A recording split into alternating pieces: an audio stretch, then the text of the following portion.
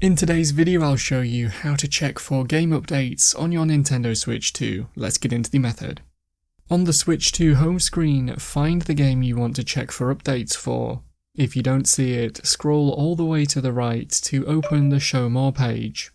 Once you've found the game and you're currently selecting it, press the plus button on the controller, then scroll down to Software Update and select Via the Internet. This should check for and install any pending updates if there are any, as it might say you are already using the latest version.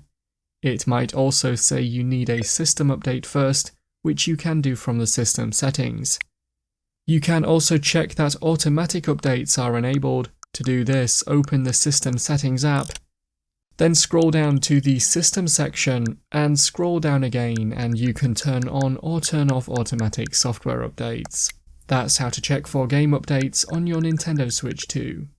If you found the video helpful, remember to leave a like and feel free to subscribe for more. Check out the videos coming up right now, you might find these helpful too.